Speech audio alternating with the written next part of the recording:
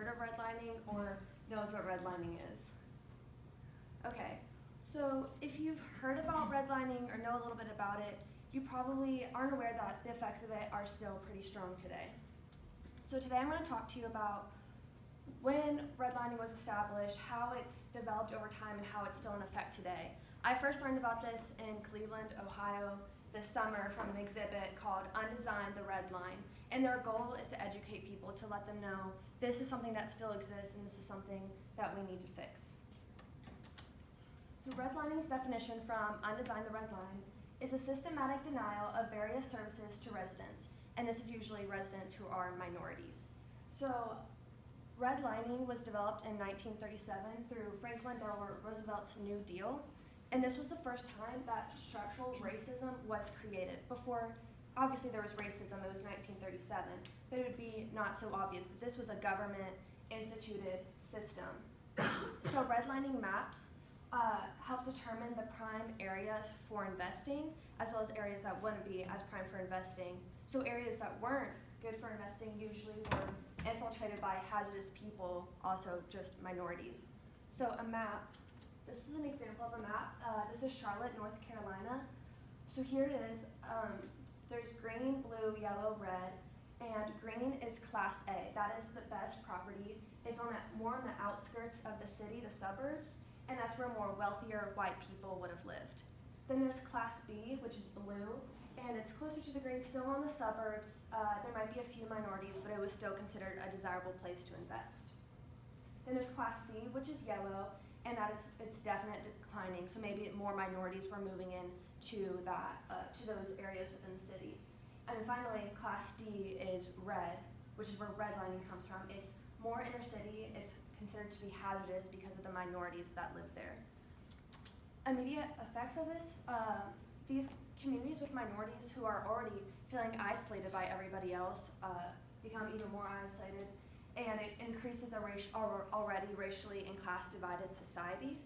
And so investments where in these red-lined and yellow-lined areas were drained from these zones of poverty with large groups of colored people, which were typically African-American or Latino.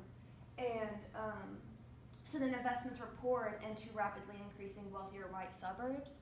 So something where investments were put in would be school systems. There were better schools and higher classes, so they were getting better education. And there weren't as good health care in redlined areas. There weren't maybe grocery stores, accessible grocery stores where they could get healthy foods. So their overall quality of life through redlining was really decreased.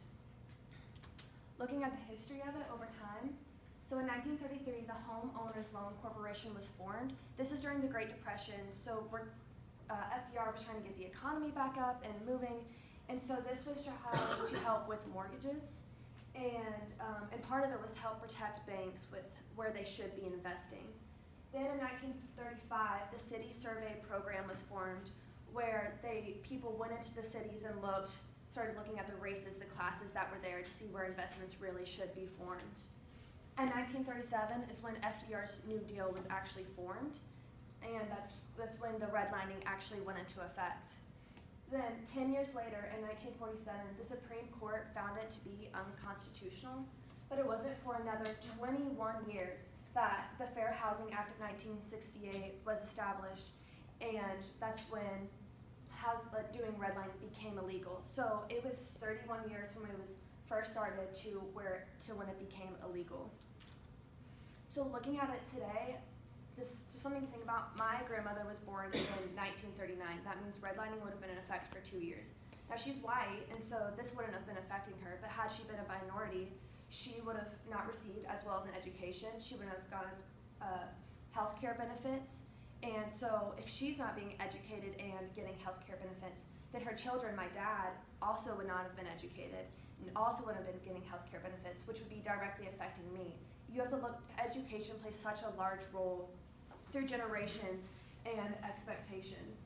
So today, 3 out of 4 areas redlined on government maps are still struggling economically. 2/3 of redlined neighborhoods consist of mostly African American and Latino residents. And redlining redlining persists in 61 metro areas such as Detroit, Philadelphia, and Cleveland. And here's a graph.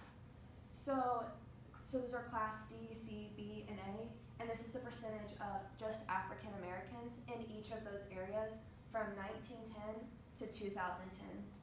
So even now, or in 2010, there was still, a large minority presence in each of those areas. And here where it starts to decline, because although the act went into effect in 1968, it really didn't start being able to stop redlining until around 1980.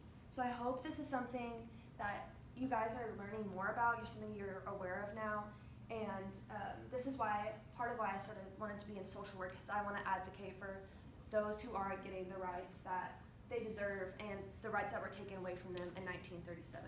Thank you.